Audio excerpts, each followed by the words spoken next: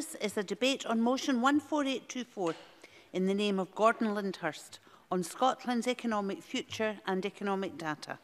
May I ask those who wish to speak in the debate to press the request to speak buttons, and I call on Gordon Lindhurst to speak to and move the motion on behalf of the Economy, Energy and Fair Work Committee.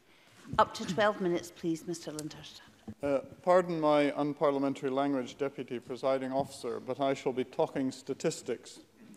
It was Mark Twain who coined the phrase, "I have known many terrible things in my life, 9/10 of them never happened." At least that was in the version that I once read. He is also said to have said, "Facts are stubborn things, but statistics are pliable." The committee's biggest inquiries this year looked at economic performance and data. My aim is to provide a flavour of both pieces of work. And hopefully it is the facts that will shine through from the committee's work. Doubtless my colleagues will pick up on anything significant that I miss. Professor Graham Roy, Director of the Fraser of Allender Institute, advised us on the data inquiry and found the experience so fulfilling he chose to return to the role for economic performance. The committee certainly benefited from his expertise, his rigour, and not to be underestimated in these matters, his patience. So let me start with statistics. The President of the Royal Statistical Society, David Spiegelhalter, has spoken of the Groucho principle. Groucho, my favourite marks. Should you encounter a newsworthy number or retweeted stat, Mr. Spiegelhalter advised, is Mr. Findlay wishing to take an intervention, or is he allowing me to refocus the Chamber's Excuse me, can the two of you remember speech? I'm still here and stop having a private conversation? Are you allowing the intervention, Mr Lindhurst? Well, if he wishes to take one. Usually when Neil Findlay. I know when conveners speak, usually the clerks have a big input into their speeches, but we can be guaranteed they didn't write those ones. Gordon Lindhurst. Actually, they did.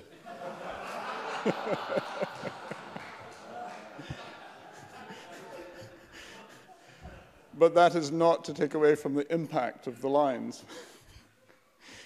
Now, if I can return to what Mr. Spiegelhalter said, he has said, and I quote, this may apply also to Mr. Findlay's intervention, "If it's surprising or counterintuitive enough to have been drawn to my attention, it is probably wrong." End of quote. As a society, the extent of our data literacy is poor, and this may seem a niche subject, but it shapes decision-making in so many spheres. Public policy, corporate thinking, journalistic opinion, and public perception. The committee drew on the ethos of the Bean Review as a starting point for our inquiry. Professor Sir Charles Bean of the LSE led an independent review of UK economic statistics and published his final report in 2016. He encouraged a fundamental rethink of how we collect, present, and interpret data. In his words, and again I quote, "We should not start with the statistic and then ask, now, what questions can we throw at it? The key is to define the question carefully at the beginning." So the committee wanted to examine the accuracy, utility, and comprehensibility of Scottish economic statistics. We took evidence from data producers, users, consumers, and regulators. The report was detailed and at 90 pages, for any of us, rather a doorstep or doorstop. We made 29 recommendations, most of them directed at the Scottish Government, others for the Scottish Fiscal Commission, the Office for National Statistics, and HMRC. The work was well received in the statistical community, and the Scottish Government accepted the main thrust of our findings. But, and there's always a but, isn't there? We have three matters outstanding. I begin with the least contentious. We sought a robust and independent analysis of Scotland's particular data needs, the aim being to distinguish the essential from the desirable, and the useful from what we may be doing out of mere habit. Our recommendation was directed to the Enterprise and Skills Strategic Board. Nora Senior, the board's chair, thought this might be better suited to the Scottish Economic Statistics Consultation Group. That may be a helpful suggestion. And perhaps the Cabinet Secretary can tell us if it is doable. The second, and I would hope also non-contentious issue, concerns the Scottish Fiscal Commission. Its role in economic and fiscal forecasting is, as we know, crucial. And in the committee's view, its data needs ought to be prioritised for that reason. But from the evidence we heard, this was not necessarily the case. We recommended that the Commission annually set out its data needs, and that the areas it had already highlighted, including price and wages data, be prioritised. Accordingly, the Commission wrote to us in September with a first annual statement of its data needs, and it highlighted which organisations it relied on for such information and where improvements might be made. And again, I hope the Cabinet Secretary will respond positively to those requirements. The third area is contentious, at least it has been to the Scottish Government, but it needn't remain so. It contains, or concerns rather, pre-release access, or PRA. This is the practice of making statistics available to ministers and their advisors prior to publication. The Office for National Statistics ended pre-release last July. The Bank of England followed suit. We recommended the Scottish Government end pre-release for economic statistics of national importance, including GDP. This was the majority view of the committee. The minority opinion, though more circumspect, called for a presumption against pre-release. So how is this issue viewed by the statistical community? The Royal Statistical Society supports an end to pre-release. The UK Statistics Authority supports an end to pre-release. The Office for National Statistics supports an end to pre-release. The author of the Bean Review supports an end to pre-release. And the UK's national statistician also supports an end to pre-release. In a letter to the UK Statistics Authority in June 2017, John Pullinger said, and I quote, "On the basis of all the information now available to me, I consider that the public benefit likely to result from pre-release access is outweighed by the detriment to public trust."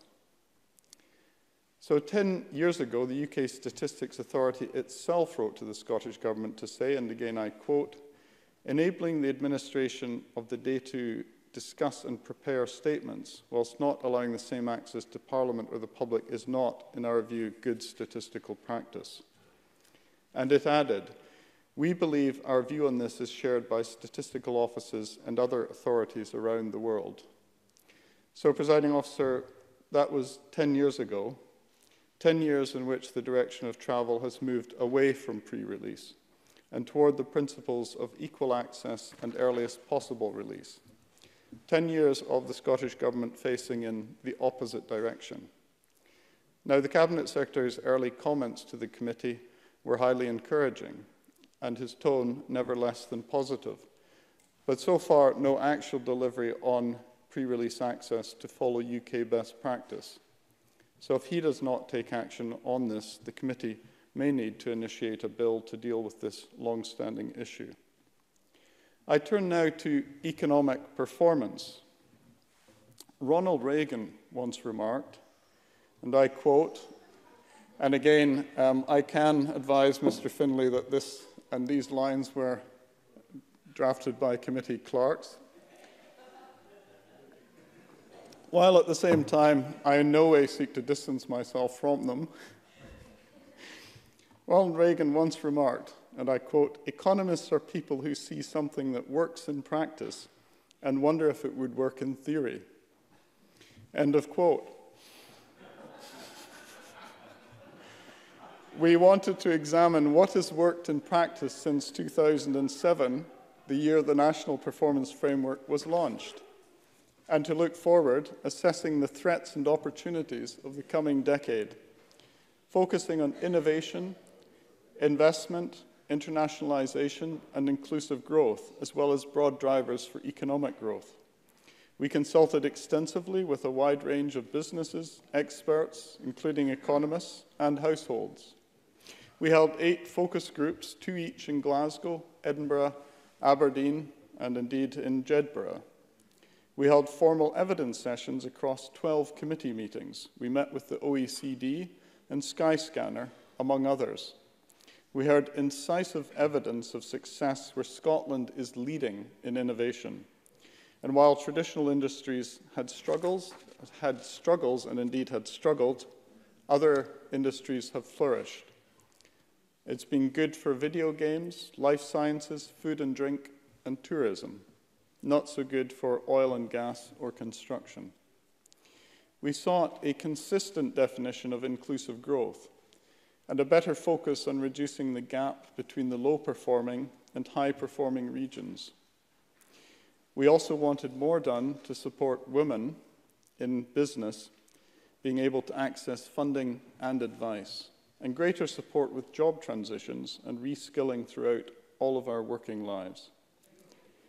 It appeared that the committee's report had an immediate political impact, a change of cabinet secretary in the very week we published. Coincidence? Who am I to say? And I quote from the new cabinet secretary, "This is a complex area with interlinking themes and dependencies, and I commend the committee for the thoroughness and breadth of its inquiry." The new cabinet secretary, new to us as a committee anyway. And again, we see in that the positive tone. But I want to explore the Scottish Government's response to our findings in a number of areas as I come gradually to a close. NPF growth, economic strategy, enterprise and skills, and business-to-business learning. We had concerns about the ability to measure policy impact under the NPF.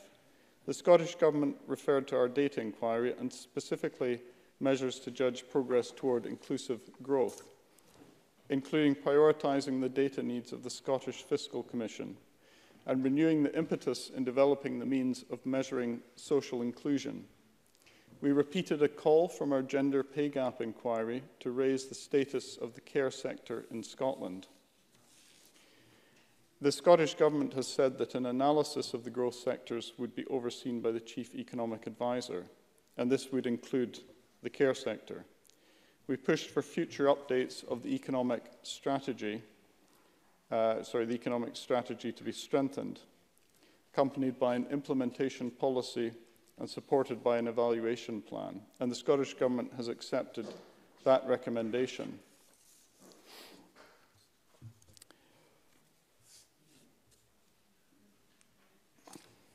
Now, we recommended, amongst other things, more transparency with the performance targets set by the enterprise agencies. The Scottish Government has said that the Strategic Board is developing a framework, one that would be more consistent with the National Performance Framework and the economic strategy. So, in conclusion, Deputy Presiding Officer, we were pleased with the overall response, but we think that calls for more than intentions and harmonious sentiment from the Scottish Government and look forward to progress in these areas in which the Scottish Government has accepted what we recommended. And to conclude in the words of our ever insightful advisor, Fraser Vallander's Professor Roy, strategies and advisory groups are no substitute for good policy based on evidence, data and impact. I move the motion.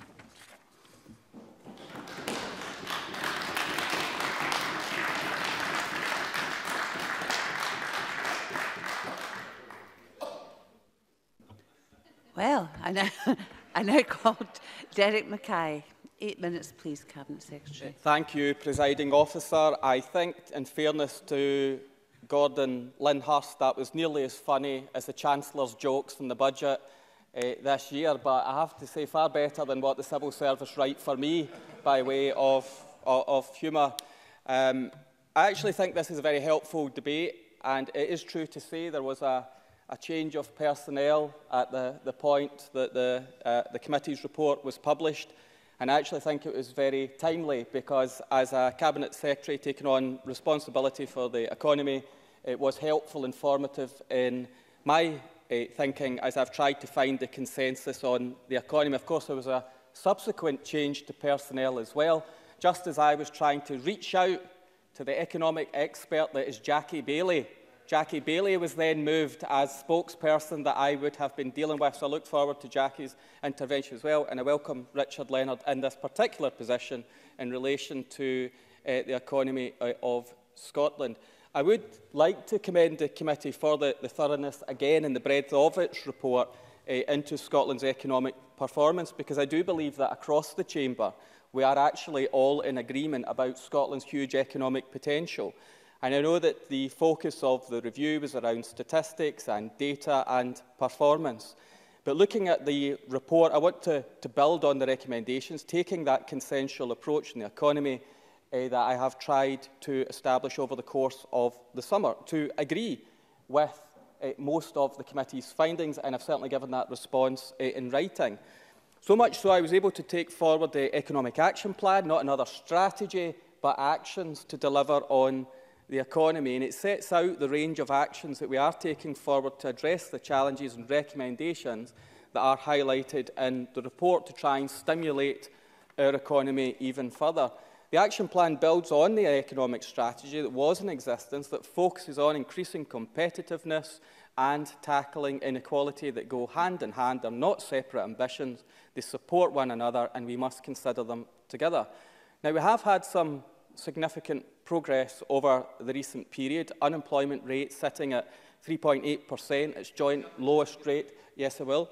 Dean Lockhart. Thank you very much. He mentions the new Economic Action Plan. Can he explain why it doesn't contain any new economic targets going forward? Is it because the government missed all 7 of its previous economic targets? Cabinet Secretary. I think, as we've previously debated, a number of those targets have been affected by things like the financial crash, the oil and gas downturn, so on and so forth. We want to deliver those targets. I didn't set new targets because we want to get on with what we've been trying to achieve. It did, however, outline new actions that we should take to deliver on the economy. And we can argue about the targets. I want to deliver them, but the action plan was about the actions to deliver those targets. And again, on current performance, we do have near record low unemployment at this point in time. Surely that's to be welcomed, lower than the rest of the UK. Or on productivity, growth under devolution has been faster. Yes, I will. Joanne Lamond. Do you share my concern that the unemployment and employment figures mask huge numbers of precarious work, with people in 0 hours contracts, with no guarantee of income, with all the stress that involves? And would you look at ways of identifying the scale of that problem within any statistics that you quote? Cabinet Secretary. Yes, I do share that concern. I do think we have to look at those issues. We have to look at issues of exploitation as well, underemployment, the skills gap. So, of course, there's a whole host of matters that lie beneath that figure, but surely it is to be welcomed nonetheless that unemployment is going down and employment is going up, notwithstanding the challenges that we face coming from Brexit. But I actually have agreed with the point that within that there's gender issues, there's poverty issues, there's skills issues that of course we need to explore. But we should, at least for a moment, reflect on the falling unemployment rate. Progress on productivity, progress on GDP as well, outperforming the rest of the United Kingdom. But again, recognising that that subdued GDP in terms of EU nations is subdued because of the Brexit position that the UK government has taken us to. But within that, despite the narrative that we've had from others, actually Scotland's outperforming the rest of the United Kingdom on GDP growth over the last 12 months. But inclusive growth is important. To return to Joanne Lamont's point here, that inclusive growth is about allowing more people to contribute to that economic growth and benefit from it. And another factor within those statistics is that we're performing quite well on the real living wage. We want everyone to be paid at least the real living wage, but we're outperforming all other UK countries in terms of the payment of the real living wage, progress that we must build upon. We know that we can achieve more. That's why we're investing in the National Manufacturing Institute for Scotland. It's one of the examples of how our investment is there to transform skills, productivity and innovation, commercialisation in Scotland. And on-site work is now underway, and a full business case has been approved, and detailed design work will start this year. Now, with the approval of the first 7 NMIS industry doctorate projects, industry is also starting to contribute to showing how the Institute's national reach and ability will help develop the skilled workforce, which will enable manufacturing companies to thrive in Scotland. Further commitments to ensure a highly skilled and productive workforce include the establishment of a national retraining partnership with trade unions and business, expanding free childcare, the funds around attainment, giving every child an equal chance to succeed, more around apprenticeship opportunities, taking them to 30,000 per year by 2020, and ensuring that higher education remains free to all students in Scotland. But of course, businesses are essential to delivering that inclusive workforce environment in Scotland. That's why we're doing so much around productivity, performance, innovation, and on exports, identifying our growth opportunities, but with a key pillar of our Fair Work Action Plan as well, to ensure that we can become a Fair Work nation by 2025. We're continuing to work on the Scottish National Investment Bank to be a cornerstone institution in Scotland's economic landscape. That will be, of course, underpinned by the legislation I'll introduce, hopefully, to Parliament in 2019, backed up by investment of £2 billion over the 10 years. And from 2020, the bank will be investing in businesses and communities across Scotland. Of course, preface to that will be the Building Scotland Fund. And a programme for government commitment to have a national infrastructure mission will mean that annual investment in our hospitals, schools, houses, transport, low-carbon technology and digital connections will be around £1.5 billion higher by 2025-26 than in 2019-20. A new infrastructure commission will be established to provide that long-term strategic advice to the Scottish Government on national infrastructure priorities, with further details to follow. So our actions have placed us in a stronger position to face the challenges, whilst, as all members will reflect upon, the decision by Michelin to close the Dundee plant is deeply unfortunate based on extremely challenging market conditions, but the company has agreed to consider a repurposing proposition and have brought together that action group led by Scottish Enterprise and Dundee City Council to develop a proposal with a clear aim of retaining a commercial manufacturing operation. So we can have plans, we can have the actions, but we must also be fleet of foot. Now, as we've already touched upon, Brexit is a significant challenge to our economy. That is why we need to get the least worst outcome. But in conclusion, Presiding Officer, I recognise that this is a helpful report, one of many over the course of the summer, to help calibrate our systems to support economic growth. And I genuinely want to, as the relatively new Economy Secretary, help find the consensus that exists in the Chamber to invest in our economy, to deliver fairness at the same time. And that's why I welcomed this afternoon's debate. Thank you. Thank you very much. I call Andy Wightman to be followed by Willie Rennie. Andy Wightman. Thank you very much, Presiding Officer, and thanks to all the people who gave evidence to these 2 inquiries, to the clerks and to our Special Advisor Graham Roy. Thanks too to the Labour Party for their keen interest in this afternoon's debate, although I see some people are less interested now.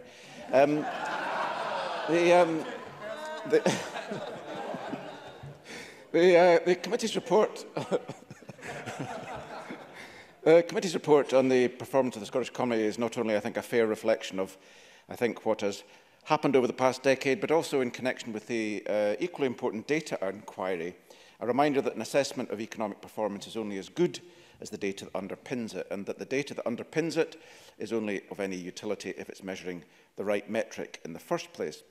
A good example of where we still have work to do in this regard was highlighted in August this year when Scottish Government statisticians reported that they had adjusted the methodology of measuring activity in the construction sector, and this had quite an impact. From the end of 2015 to the beginning of 2018, they had previously thought that economic growth had dropped by 12%, but in fact it had grown by nearly 4%. Now, beyond the normative means of measuring the economy, members will be aware that Greens have substantial and fundamental concerns, questions and criticisms of how we define economic performance. We live in a world that's heating fast, with the trajectory and consequences starkly laid out by the IPCC a few weeks ago. We live in a world too where humans have destroyed 60% of the world's animal population since 1960. Our current economic model is destroying the very foundations upon which the health of the planet and the health of humans and other organisms depend. And the metrics, therefore, we use to assess the health of our economy are still focused on a model of growth that's blind to the contradictions at its heart, that there are constraints and that there are limits posed by our environment. The well-publicised paper on hothouse Earth, called Trajectories of the Earth System in the Anthropocene, which was published in August, observed that, and I quote, incremental linear changes are not enough to stabilise the Earth system. Widespread, rapid and fundamental transformations will likely be required to reduce the risk of crossing the threshold. So green economics recognises that the climate crisis is leading to growing instability, unrest and economic decline. And Greens also recognise that in order to keep within the Paris climate targets, we need to keep in the ground the majority of the hydrocarbons that other parties in this chamber often tout as being part of Scotland's economic future. As far back as 2015, we commissioned a Jobs in Scotland's New Economy report, which found that investing in the transferable skills of the offshore workforce who currently are employed in the oil and gas sector could create more than 200,000 jobs in renewables by 2035, against the 156,000 currently provided by fossil fuel extraction. And at a human level, the kind of economic performance discussed in these two reports ignores very worrying trends for households. Figures for private debt show that households in the United Kingdom owe nearly £1.6 trillion. This is forecast to rise to more than £2.3 trillion by 2022. And those levels of private borrowing and private debt are actually responsible for some of the better economic figures that are coming out of the UK. But that is a situation that's fundamentally unsustainable. Much of what passes for prosperity in this country is actually no more than a Ponzi scheme of rising house prices and increasingly unaffordable rents, which is driving the growing inequality in wealth across the UK. This will, and I'm sure members will be aware of this, have substantial political consequences, as younger generations realise that they have a vote, there are choices to be made, and that their interests are not being well served by our current economic model. And I know members have heard Greens before on this topic, but I don't apologise for restating our opposition to GDP, a very poor indicator of a sustainable economy that fails to distinguish between useful economic activity and damaging economic activity. The concept was... Happy to do so. Murdo Fraser. I'm grateful to Ms Wightman for giving way. Does the Green Party accept in principle that economic growth is a good thing or not? Andy Wightman. Economic growth. If one defines it by growth in GDP, no, we don't accept that. We accept that the fundamentals of an economy are a healthy environment and human well-being. Now, the GDP was, in fact, invented by a US statistician called Simon Kuznets, and he was tasked by the US Congress in 1932 to estimate national income over the preceding 4 years, and responded by aggregating several measures in regard to the value of goods and services, and today this is what we call GDP. However, despite Kuznets himself having conceived of the idea, he was actually one of its fiercest critics.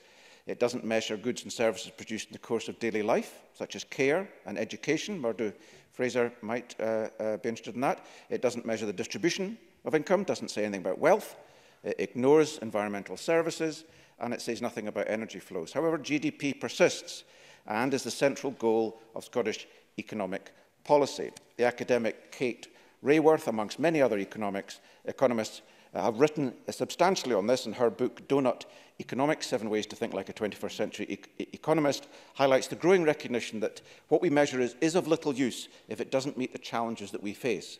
And she recalls that classical economics arguments about land and labour and capital, which have actually substantially been forgotten about since the late 20th century in favour of arguments about labour and capital alone. But it's the natural resources of the planet, the water, the land, the soil and the atmosphere that sustain life on Earth. And if we're a serious debate on our economic future, we need to frame that debate with new economic thinking. Presiding Officer, our debate about these committee reports should remind us that what we measure is as important as what those measurements tell us. And in 10 years' time, we'll be 2 years away from the deadline for taking action to contain global warming to 1.5 degrees. The economic consequences of not doing so are unprecedented. We have been warned. Thank you. Thank you very much. Call Jamie Halcro Johnston to be followed by Jackie Bailey. Jamie Halcro Johnston. Thank you very much, Presiding Officer. Given that previous attempts at humour seem to have cleared both the Chamber and almost the public gallery, I'll be avoiding them today. You'll be delighted to hear. I promise. I'm pleased to be able to speak in today's debate on our committee reports on Scotland's economic performance and on data, and I'll be focusing on the economic performance inquiry. And there'll be a number of positive contributions already. I'd firstly like to thank our convener, Gordon Lindhurst, for his excellent summary of the work of the committee and our conclusions. And I'd also join him in extending my thanks to all those who gave invaluable evidence, both written and during the oral evidence sessions to the inquiry, and also to the clerking team, who helped tie together the significant body of work that has gone into this report. Given the subject matter of the inquiry, it was by necessity very wide-ranging. It would be difficult to address its entire scope during a debate of this type.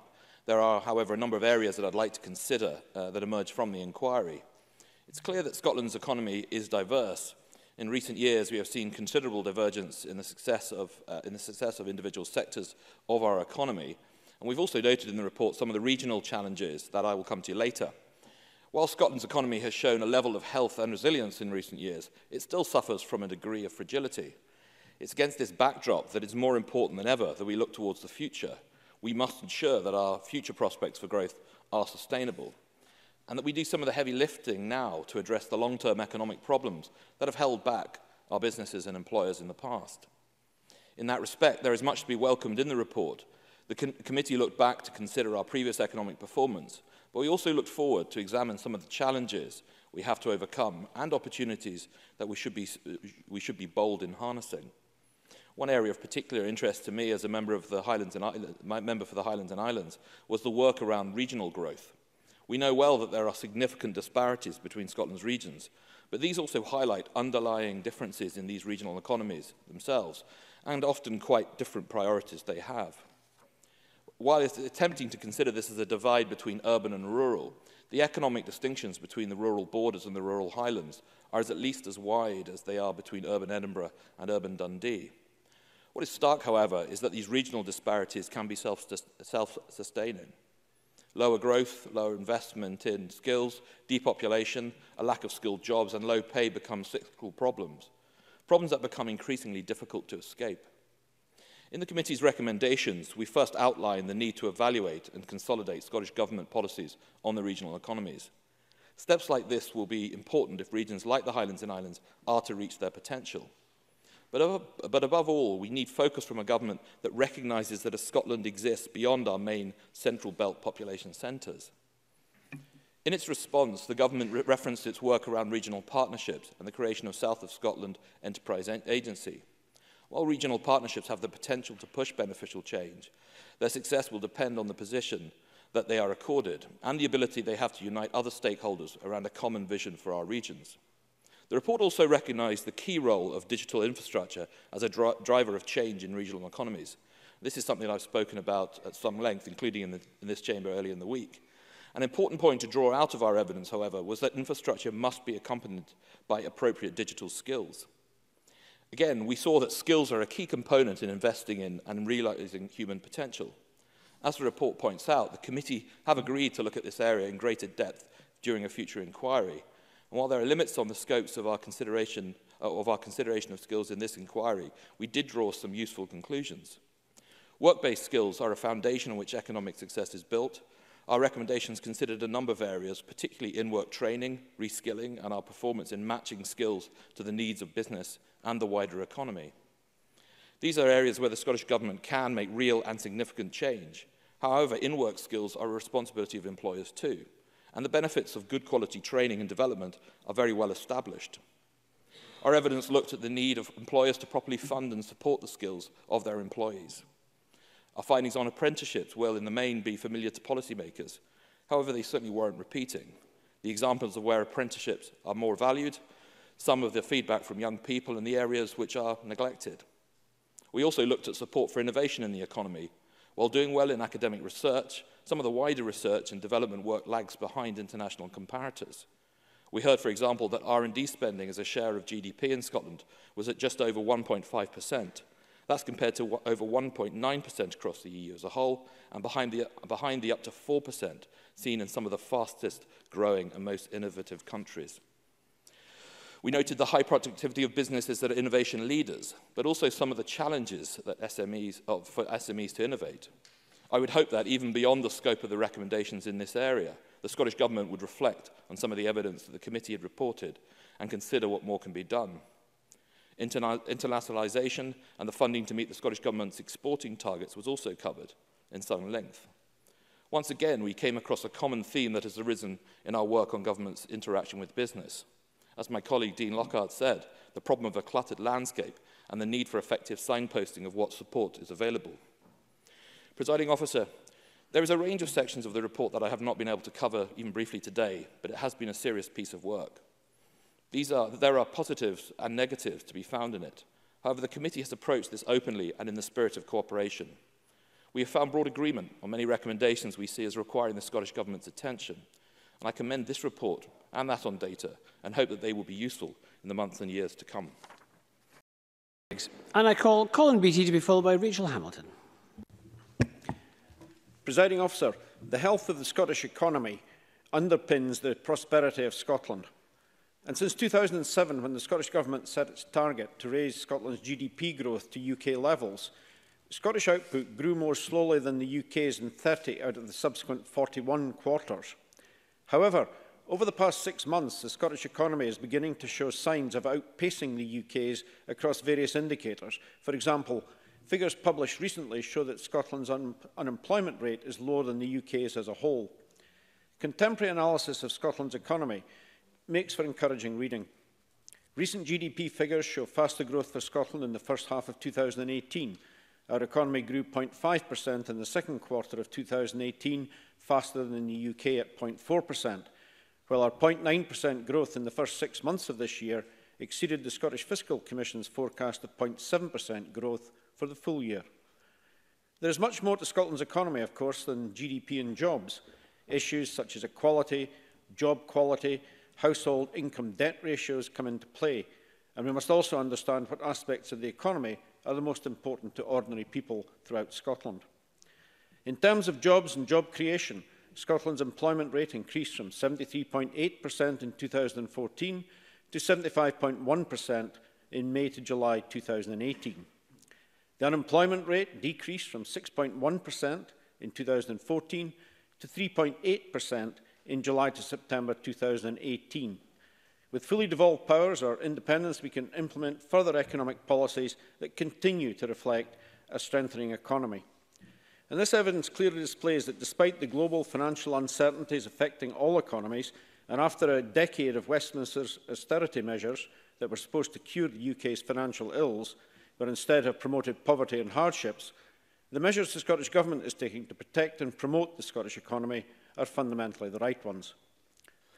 There should be no doubt that Scotland is a successful country with assets that other countries covet. We stand in the top 25 global economies in terms of income per head and rank behind only London and the southeast of England in terms of most long-term indicators. Our exports of goods have increased 12% over the past year, the largest growth of any nation in the UK. However, despite the positive background, there are challenges that we'll face in the years to come. The threat of Brexit looms large on the economic horizon. Scottish Government analysis shows a hard Brexit could cost our economy £12.7 billion a year by 2030, compared to remaining in the EU, a figure that breaks down to a staggering £2,300 per person. The Bank of England has indicated that to date, Brexit has reduced household incomes by up to £900, and the Fraser of Allender economic commentary states, I quote, "A hard Brexit would act as a significant drag on Scotland's and the UK's economic potential.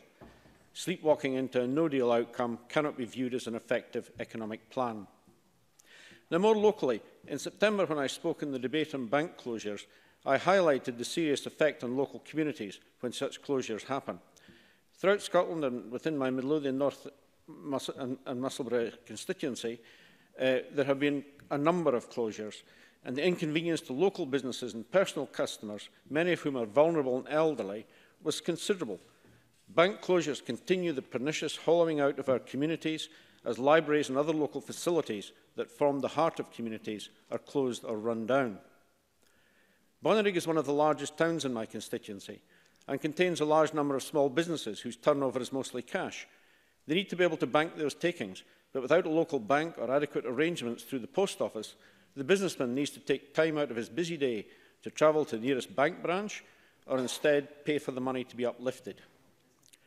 With the closure of Bonnyrigg and Pennycook branches of the Royal Bank of Scotland, Midlothian is left with only one RBS branch in Dalkeith, and while the RBS have a need to maximise their profit, it should not be at the expense of local services which support the local economy. Although RBS's most recent round of closures has brought the issue of branch banking to the fore, this is an issue that affects all banks, and any solution must involve all banks. The worst impact of bank closures is felt by the most vulnerable members of our society, for many of whom going into a branch remains the only feasible way to conduct their banking. And it's high time the Tory Westminster Government stepped in to save local banking services. Their inaction to date has been appalling. Of course, as I've mentioned, one of the biggest challenges Scotland and the UK faces over the next few years is Brexit. And it's in our... Gordon Lindhurst. On the point about banking, does he support the effort by my Conservative colleague, the MP Colin Clark, in the House of Commons with his private member's bill on banking issues? Colin Beattie.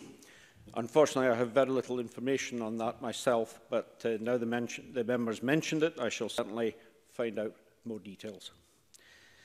The ultimate economic impact of Brexit is not yet known, but it will affect every business and family in Scotland, and it will exacerbate labour shortages and impede economic growth. Our export success is directly threatened by the prospect of removal of access to the single market and customs union. Now, if we were an independent nation and free to take our own decisions, we'd have the opportunity to focus on what truly matters to our economy and not have to rely on others who do not care for a Scottish voice. I hope it's been made clear that Scotland is currently in safe hands. While Westminster and the Tories willingly choose to ignore investment and support for local communities, the Scottish Government is taking forward actions to enhance and boost our economy. And these proposals include increasing the annual infrastructure investment year on year so that by 2025-26 it's £1.5 billion per year higher than in 2019-20, and meaning investment will be around £7 billion higher than current spending projections. Investing in our digital infrastructure, awarding £600 million of contracts to ensure superfast broadband to every business and home in Scotland, and introducing the legislation that will formally underpin our Scottish National Investment Bank. These examples have already been welcomed by businesses and industry. And with these and other actions the Scottish Government is implementing point the way to long-term economic growth and are further proof of how we are taking a wide view as to how we secure the country's future in the years and decades to come. As a member of the Economy, Energy and Fair Work Committee, I am certain that I and my fellow members will continue our examination of the issues related to Scotland's economy and the data and criteria used. And I look forward to debating this topic in the Chamber in the months to come. I call Tom Arthur, to be followed by James Kelly. Mr. Arthur, please. Thank you. Thank you, Presiding Officer. I'm very grateful for the opportunity to participate in this debate. I had the great pleasure and privilege of being a member of the Economy Committee earlier this year, and I had an opportunity to participate in the inquiry on Scotland's economic performance, and I would like to join former committee colleagues in paying tribute to the work of the clerks and to my fellow former committee members for all their hard work and endeavour in producing what is quite an extensive and by its very nature, very wide-ranging report, which I think and the wide-ranging nature of the report has been reflected in much of the debate this afternoon. I think one of the first things that I would like to pick up on is the narrative that some opposition members are seeking to construct, which is of 10 or 11 years of SNP government that has failed to address matters of economic growth. I appreciate why the opposition do that. They see that as their job, and anything in the nature of the zero-sum game of political debate is that parties don't want to admit that the other party has a point. But I think if we had any reasonable consideration of where Scotland was in 2007 and where we find ourselves as we enter 2019, there has really been considerable change for the better. Just taking infrastructure alone. When I come from the west of Scotland to Edinburgh for my week in Parliament, I now travel on an electrified railway line, I can certainly. Willie Rennie. I did acknowledge that the oil industry downturn has had an impact. Does he, in the spirit that he was talking about, acknowledge any of the points that we're making about the performance of the Scottish Government? Tom Arthur. I think the Scottish Government, when they came to power, were within 18 months faced with the greatest fiscal crisis since the Wall Street crash in 1929. And they were doing so within a parliament with a limited suite of powers. And they were also doing in a minority parliament. And I would remind members very gently that for the majority of time this government's been in power, it has been as a majority government. Therefore, there is a collective responsibility in this parliament for decisions that have been taken. But just as I say, I can now go on an electrified railway line from Glasgow to Edinburgh. I can drive the length of the M8, which is completed. Very shortly, the AWPR will open. The M80 has been completed, the M74. And if we think about these projects, they are projects which were first mooted as far back as the 40s, 50s and 60s. And it took an SNP government for them actually to be delivered. So I think that is a testament to the record of this government in actually getting on with the job. And I think had there not been an SNP government, we would still be waiting for many of these important measures to have been undertaken. Now, there's been some very important points made in this debate regarding skills. I would just like to, I think it may have been Jamie Halcro Johnston, he's not in his place at the moment, but he spoke about the need for a pairing up between the demands of business and what we deliver in terms of education. And I would draw the Chamber's attention, as I have previously, to the work of AC White, a construction company based in my constituency of Renfrewshire South in my hometown of Barrhead, who have partnered up with West College Scotland to deliver a training course, a college course, a one-year course with a guaranteed employment at the end of it. And I very much welcome the work of AC White have undertaken in this regard in their partnership with West College Scotland. And I think it's a model that can be expanded on and developed. I think clearly the elephant in the room in much of this debate has been Brexit. When the report was published, it obviously predated the withdrawal agreement and the political declaration, which is only hours old. But I think what we can already deduce and understand from the UK government's proposed deal is that it does not deliver in either the desires of Remain voters or Leave voters beyond ending freedom of movement. And as this report alludes to, we face significant demographic pressures in Scotland. We know that over the next 25 years, our pension-age population will increase by 25%. Our over 75 population will increase by 80%, all the while our working-age population will only increase by 1%. And as the work the Finance and Constitution Committee has been undertaking on the fiscal framework demonstrates, this poses significant challenges and a significant threat to Scotland. The ending of freedom of movement would be a catastrophe, and it will be a catastrophe for Scotland. Not only does it benight us, does it deny us that engagement and that enriching experience that freedom of movement brings, not only does it could have a devastating impact on Scotland's music sector, which I take a keen interest in as someone with a musical background and as a convener of the cross-party group in music. Fundamentally, it poses a threat to our public services, health and social care, to many of our industries in agriculture, for example, which members have alluded to. And fundamentally, it denies us the working-age population of taxpayers we need, yes, to fund our public services, but also to work in our private sector. And we know the contribution that EU nationals make. They are highly qualified, hard-working and diligent individuals who make a huge contribution. So this is almost, and for some areas of Scotland as well, the end of freedom of movement is an existential threat. And I know that's something that the Minister, Kate Forbes, will be very much aware of in the constituency that she represents.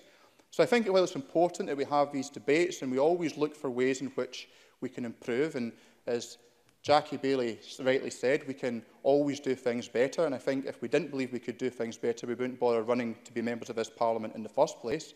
But the biggest threat we face right now is Brexit. And the only solution, the only response that we can make to that, short of staying within the European Union, is continued membership of the single market and customs union and continuing within that freedom of movement. Thank you. Thank you very much. I call James Kelly to be followed by Gordon MacDonald. Mr MacDonald is the last speaker in the open debate. Mr Kelly, please. Thank you very much, Deputy Presiding Officer. And the Chamber will be glad to know that I'm not going to try to tell any jokes. I don't think I could compete at all with Mr Lindhurst. I think the debate's raised some interesting issues. Clearly, there's been a lot of coverage in relation to statistics and data, which has been part of the inquiries that the committee has looked into. And I think something we can all agree on is the importance of good quality and consistent data to ensure that we can then inform policy choices, even if we disagree as to what the policy choices are. I think that is important that the data is accurate. I think moving on, from the statistics, listening to Derek Mackay, he spoke up for the government's record in terms of delivery on the real living wage, but we heard from Richard Leonard a statistic that there were 470,000 people in Scotland not being paid the real living wage. And I think it's important to try and draw underneath the statistic to see what that actually means. And, talking to some young people in my local area recently, what it actually meant was that because they weren't being paid a proper wage, some of them had 3 jobs, in order to make ends meet, to be able to pay bills and, to stay in a house that was wind and watertight. So that is the reality that, far too many people, particularly young people, are facing in Scotland. And I think it's tagged. Yes, sure, I'll give way. Tom Arthur.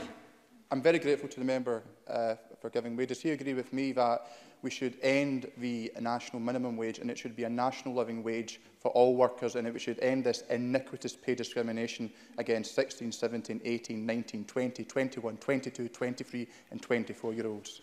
James Kelly. I think what I'll do is I'll jump on, to answer that, I'll jump on to another bit of my speech, because I was going to talk about procurement and the importance of procurement in order to be able to mandate the real living wage, because it's all very well having guidance and good practice as we do currently in public procurement projects. But when this issue was brought to the floor of this Parliament in 2014, the SNP on 5 occasions voted against mandating the living wage in public sector projects. And the reason given for that was that it was going to be against EU law. So whereas we all regret the onset of Brexit, perhaps one of the aspects of Brexit does come to pass will be that we're not subject to that EU law then, and I look forward to the SNP then bringing forward the appropriate changes to procurement legislation to mandate the payment of the living wage in all public projects. And that would go a long way to addressing the concerns of the young people I was talking to in my local area recently. As I said, we're having to do 3 different jobs. I think some of the other areas that we can look at, I think Willie Rennie made a good point in relation to grant assistance. And I made the case today at First Minister's Questions in relation to the Two Sisters plant at Cambuslang. It's been revealed earlier this week under Freedom of Information that Scottish Enterprise paid the Two Sisters Group £500,000 in 2013, and he did so on the basis that the company would keep the plant open until 2020. But sadly, the plant closed earlier this year with a loss of 450 jobs. And that's had a real devastating impact on Cambuslang. I think it's an absolute scandal that the Two Sisters Group have still retained that £500,000 within their company. And I know Nicola Sturgeon said at First Minister's Questions that Scottish Enterprise were undertaking to recover the money. But you've got to wonder why, months after the plant's actually closed, they've still actually got the money. If supposedly the legal agreement was tied up properly. And I repeat my call that, that £500,000 when it comes back, it should be reinvested in Cambuslang in order to alleviate the economic vandalism that the Two Sisters Group have wreaked on that local community. I think some of the other important areas that we could look at in terms of improving the economy is the use of the cooperative model.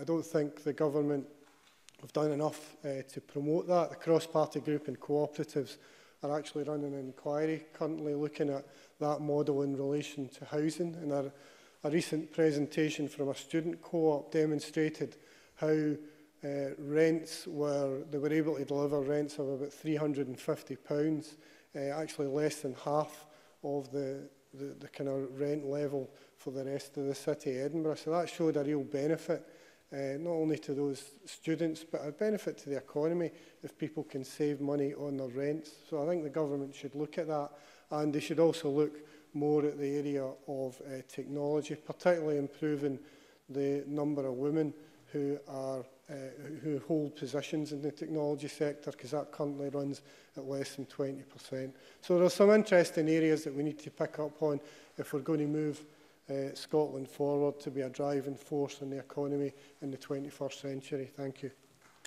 Thank you very much, Mr Kelly. Call Gordon MacDonald, please. Thank you, Presiding Officer.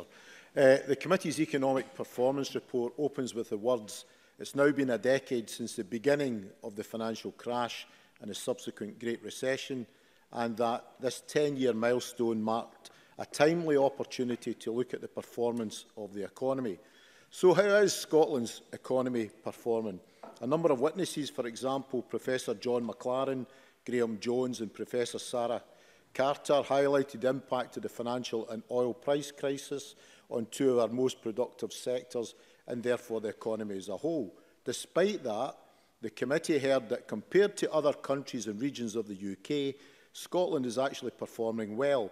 Even without North Sea oil and gas extraction, Scotland is still the third most productive of the 12 regions of the UK, with productivity sitting just below the UK average. Indeed, only London and the southeast of England are more productive than Scotland. Furthermore, Scotland's productivity grew by 7.8% between 2007 and 2016 in real terms, a growth rate higher than that seen in any other country or region of the UK.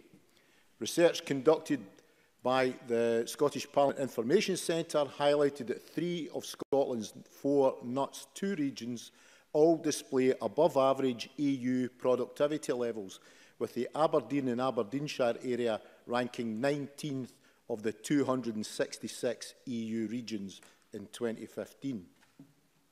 When comparing the percentage change in productivity over the period 2007 to 2016, it shows that of the 23 Scottish NUTS 3 areas, 19 grew faster than the UK average growth rate. That improved productivity is important if we want to trade with countries across the world. And as a result, between 2010 and 2016, the value of Scotland's international exports grew by 24%. In 2016, exports to EU destinations totalling £12.7 billion, an increase of 19%, and exports to non-EU destinations were £17.1 billion, up 28%. Our increased sales to the world have helped support the growth in new businesses in Scotland that has increased dramatically post-devolution, with 100,000 more businesses now than in 2000, the highest level of private sector businesses since records began. Those businesses get better support than elsewhere in the UK, and that is one of the reasons why the Scottish 5-year survival rate is higher than the UK average. Better employment prospects over the 11 years is reflected in the latest labour market update that highlights that 3.8% Scotland is the lowest unemployment levels in the UK, and that we met our target to reduce youth unemployment by 40% 4 years early. On the living wage, Scotland remains the best performing of all 4 UK countries, with the highest proportion of employees, 81.6%, paid the living wage or more, and that Scotland is the highest pay anywhere in the UK outside of London and the South East, with ONS figures showing median full-time gross annual pay has grown 21% in the last 10 years. With a highly skilled workforce, we continue to be the top destination for foreign direct investment outside of London. Business research and development spend in Scotland grew by over £1 billion for the first time in 2016, representing a 69% real terms increase since 2007, compared to a 22% increase in UK spend over the same period. Scotland has changed for the better over the last 11 years under this government, but there is more that can be done. We require better stats on the Scottish economy. Our conclusions on our inquiry, How to Make Data Count, highlighted a number of points that need to be addressed. Although Scotland is now much better served than Wales, Northern Ireland and the English regions in terms of data, we still lack many of the statistical measures produced routinely at a UK level and in other countries. The government needs to discuss with the ONS and HMRC and others how those gaps can be filled. They also have to introduce more data sharing agreements to improve coverage and quality of data. And importantly, we need to address the matter of UK-wide companies not having to report specifically on their activities in Scotland.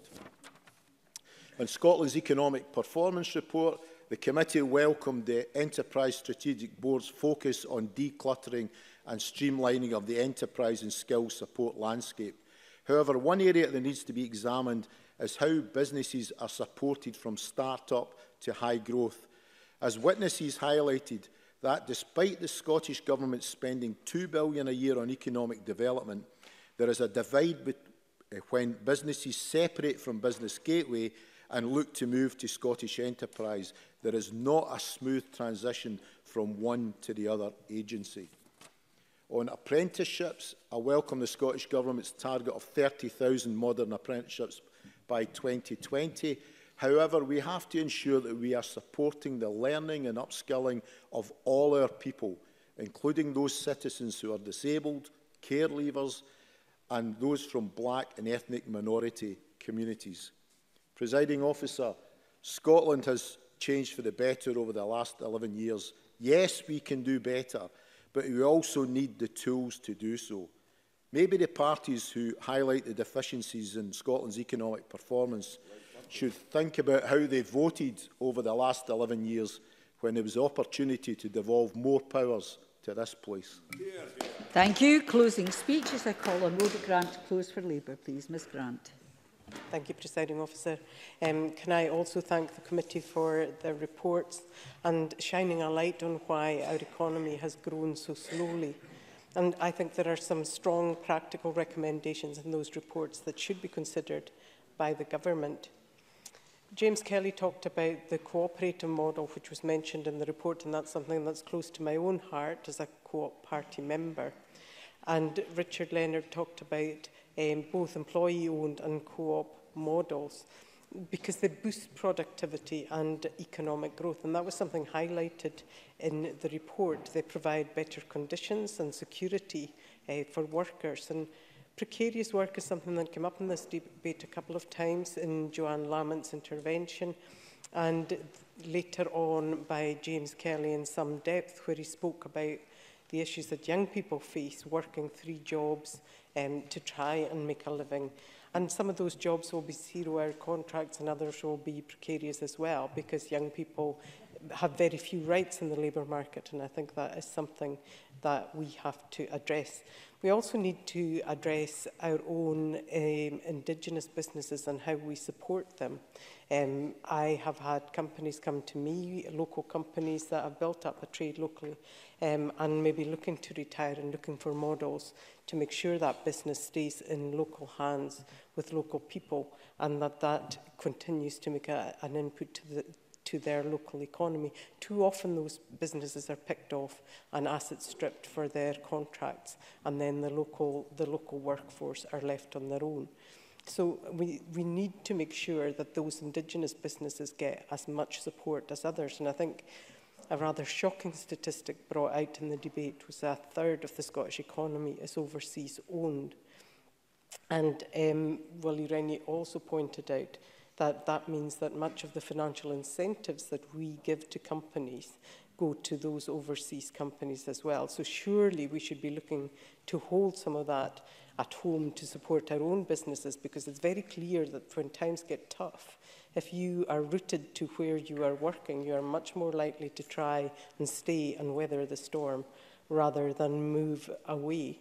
And that, again, something highlighted by James Kelly, both in the debate and indeed earlier in question time, about the Two Sisters organisation that have £500,000 of government funding. An intervention on the report. Yep. Cabinet Secretary. Can I thank Rhoda Grant for taking the intervention? I'm just suddenly mindful that there is a 32-page response to the committee report that I've sent to the committee on the 3rd of September. Could Rhoda Grant say, notwithstanding the comments she's making, which recommendation that I've responded to does she think I've failed to deliver on in terms of this 32-page response to the committee report? Rhoda Grant. There are many, and I'm hoping that I will touch on them as I go through responding to the debate, because indeed they were raised here in the debate today. But can I just finish the point I was making about James Kelly's intervention about Two Sisters, because government have given them £500,000. Could that money not have been given to the workforce to try and save that business, or indeed grow another business in its place? Would that not have been better spent, and they would have been able to stay in their own communities? James also spoke about procurement, and I think we need to use that to support some of those local companies, but also to promote a real living wage. Because one of the other shocking statistics that came out in the debate was that 470,000 people are receiving less than the real living wage. The real living wage is what it has been proven people need in order for them to be able to live to a reasonable standard. So those people are actually living below a standard that we would deem to be acceptable. And I don't think that's right in a modern Scotland. Angela Constance talked about inclusive growth, and I think it is very important that we look at how women are treated within the workforce, and indeed the value given to female entrepreneurs was something else that was talked about in the report. I was at a Commonwealth Parliamentary Association conference, a women's conference, where women entrepreneurs were making presentations to the group. And what was really stark about what they were saying is most of them couldn't find work that would fit with their caring responsibilities, so therefore set up their own companies in order that they could make a living. And they, in turn, then employed other women and made sure that their conditions were flexible. So I think there is a lot to be done, but setting up your own business shouldn't be seen as the last resort. It should be seen as something we would encourage people to do, because it creates wealth in our communities. The other issue that was touched upon in the report and indeed in the debate was automation, and the challenges and indeed the opportunities that automation can bring to build a high-wage, high-skilled economy. And it can boost productivity as well. And the report says skills are crucial for the capitalisation of these developments. But yet we're seeing that companies do not have the skills to use either digital or indeed automation. We need to be reskilling our whole workforce. And I was quite concerned. I met with Scottish Retail Consortium this morning, and we're talking about apprenticeships and apprenticeship levy. And they were quite clear that this wasn't working properly. Certainly for the retail sector, they said the average age of a start in that sector was 27 years of age, usually because their hours were more family friendly. And these people couldn't access apprenticeships because of their age, and I don't think that is right. We really need to look at reskilling and making sure our workforce are ready for the future. I'm seeing the presiding officer looking at me as if I should be winding up. So I just have to emphasise that the economy is hugely important, because without a vibrant economy, we can't do the things we want to do by tackling poverty, health inequality, and indeed creating a country that we can all be proud of. Thank you very much. Call on Derek Mackay to close for the government. Cabinet Secretary. Well, surprisingly, presiding officer, I actually agree with much of the report as well, and said so in my 32-page response to the committee, to say there's actually a lot of consensus in this, and welcomed much of it, which is why I said what did members feel was missing from the recommendations, notwithstanding the genuine difference of opinion on pre-release access to data that I'll return to. But let's just reflect on that. One of the recommendations is that we should establish an economic consensus in Scotland, and I genuinely think that this debate was an argument of some of us, some of the time, arguably including me, relying upon the lines that we believe in, but need to work a wee bit harder in finding the economic consensus, because it's the only way I think we'll make progress and deliver the actions on which we appear to agree. And certainly Gordon Lindhurst was a champion of the committee report, but I hope we'll equally reflect on what I felt was a very constructive response to the committee's recommendations.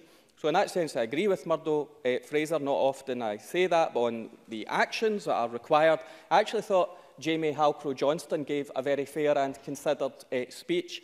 I thought that Angela Constance, so that's your career knackered, Angela Constance, gave a very powerful and articulate speech around how growing the economy and tackling inequality actually go hand in hand. I believe in economic growth because I think through economic growth we can tackle inequality in our society, and that's what drives me. Now, it is true that our economic indicators are strengthening in terms of GDP growth, outperforming the rest of the United Kingdom over the last 12 months, or unemployment at near record low at 3.8%, or things like foreign direct investment in a stronger position, second only to London in the southeast of England, or exports growing. But I have spent the last few months listening to business, and I have to say, pre-release access to data has not been the #1 issue that they have been raising with me on the things that we need to do to grow our economy. It is not a ministerial decision, and I have to say to the Tories particularly, and to those who used to be in power, it's more a question of do as we say, not as we do. Whereas in Whitehall, pre-release access still exists. And I'm convinced that some members of the opposition, just some members, no matter how much time you give them to look at the evidence, they still won't look at the facts to come to the right decision. And a case in point of that has to be Brexit. I won't take any lectures from the Tory party on economic planning when you look at the madness that is Brexit right now, totally mismanaged by the Tory party. And for Dean Lockhart to say, let's see how it pans out, how reckless can you be with people's jobs and people's lives? Now, we already know that the Tories have adopted austerity as an ideology. That in itself has harmed our economy. It hasn't supported our economy, it has harmed our business growth and our economy. And I listen very... Oh, I have a choice. I'll have a choice. Who should I take? Oh, Dean Lockhart's still standing. I should take Murdo Fraser. Mr Lockhart. Thank you for giving way. The policies of the UK government apply across the UK. So why has the rest of the UK economy, since the financial crisis, grown by 1.2%, but under your government only by 0.7%? There is only one explanation. It is the input and policies of your government. Cabinet Secretary. Scotland's more dependent on the oil and gas supply chain than the rest of the United Kingdom as a whole. That's an explanation as to why we have been impacted by the downturn. But in terms of the new Scottish Tory economic strategy, you said our strategy wasn't good enough, and we had too many strategies. So did you hear what the new Tory idea was? Apart from cut taxes for the rich in society, the new big idea was a new framework. That was the big idea from Dean Lockhart. No, we're getting on with the actions to grow our economy, and that's why GDP in Scotland over the last 12 months is now outperforming the rest of the United Kingdom. To be fair to Willie Rennie, I thought it was quite a considered, if maybe not best informed speech that he's ever made to the Chamber, I would say that. But he made the case about the Scottish economy underperforming as part of the Union. Then he said, but we're still better together, to then go on and say that immigration policies will adversely impact Scotland's economy, the UK's economy, but Scotland's economy disproportionately, and he's 100% right. We should have powers over immigration so we can make the right choices to support our society and our economy, as well as doing the right thing. And then we turn to another friend of Better Together, the Labour Party, who want us to take more actions around the living wage and employability, but don't want to give us the powers to do so. They would rather have that in the hands of the Conservatives as well.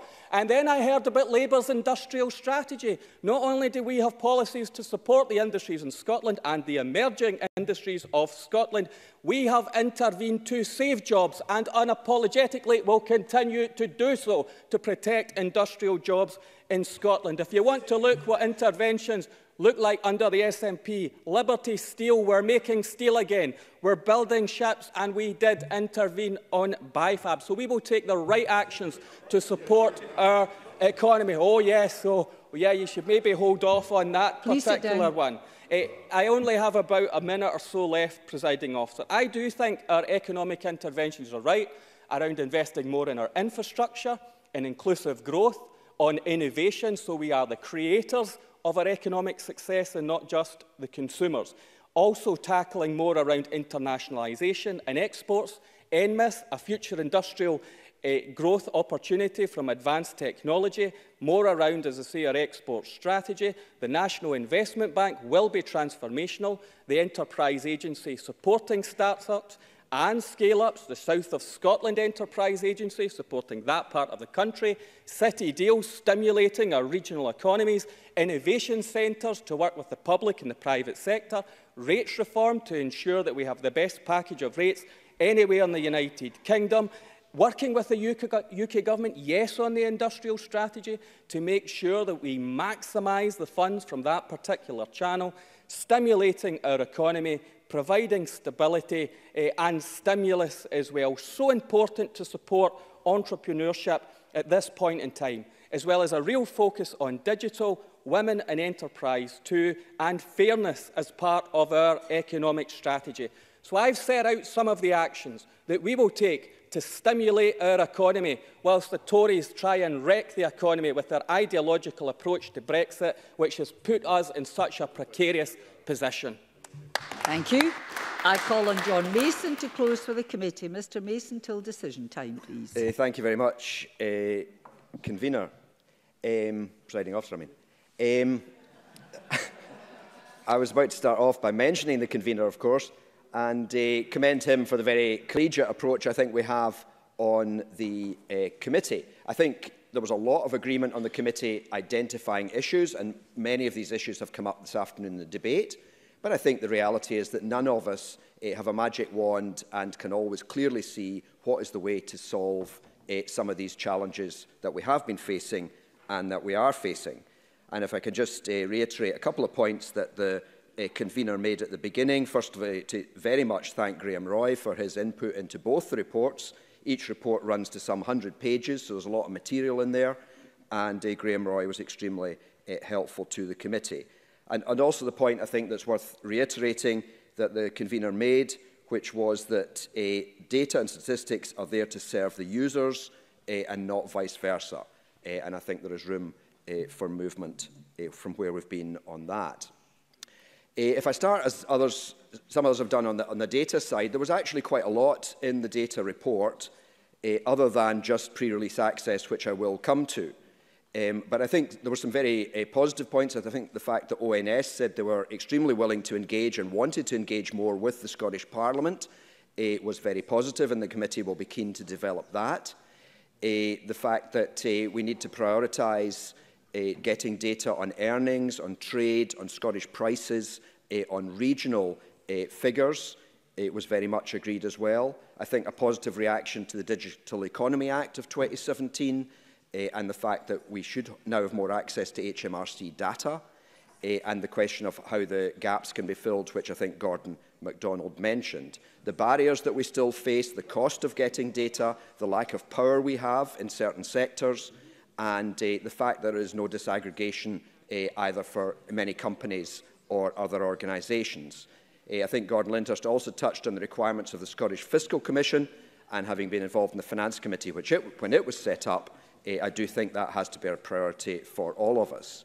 And one thing that hasn't been mentioned was the link we made in the report to the gender pay gap, which we had previously studied, and the fact that there's a need for gender disaggregated data, which largely we don't have. And I think both Kezia Dugdale and Gillian Martin were on the committee when we did the report, but are no longer there. But clearly, in the data side, while most of it was collegiate, we did divide on the question of pre-release access. There were 3 positions before this afternoon, although I think Angela Constance has added a 4th, which is sitting on the fence. But I would maintain that the minority view in the committee is still the best one, and that although the committee went strongly for pre-release of everything, and although the government has stood by its position of not changing anything, the minority view on the committee was that there should be a presumption against pre-release access and inviting the government to put forward arguments on a case-by-case basis. And I still think that is a good way forward. Next, if I could just touch on 1 or 2 issues which I think have hardly been mentioned this afternoon or not mentioned at all. Productivity, we spent quite a lot of time discussing and came up with a lot of the witnesses. And there has been the assumption that increasing productivity is going to automatically be good, although the question did come up that, in fact, in some sectors, like in a restaurant, you actually want more staff, and more productivity is not necessarily a great thing. I think technology and automation have not been mentioned too much, although Rhoda Grant did mention them in her closing speech.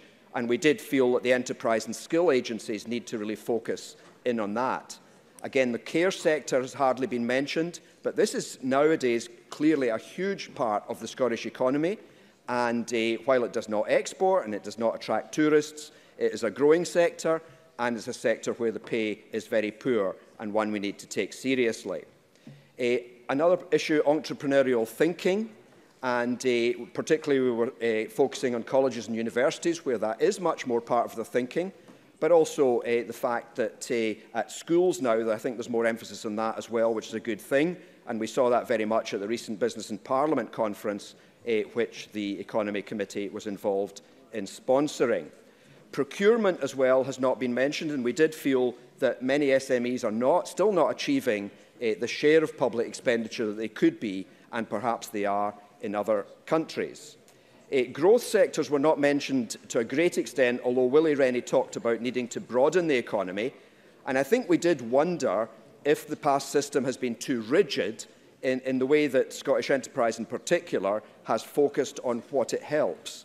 And we did wonder if improving low productivity sectors would be something else that would make an impact on the economy.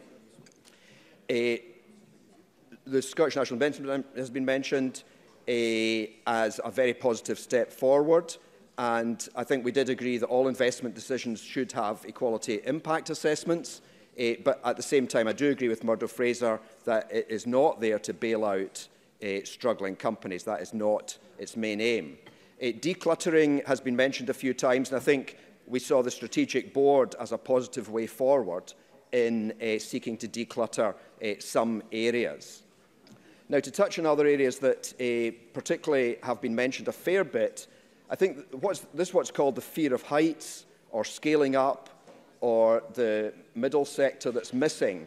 It was something we looked at and certainly concerns me quite a lot. We seem to be good at starting companies and growing relatively small companies, but I think the question comes as to whether some of them are sold too soon.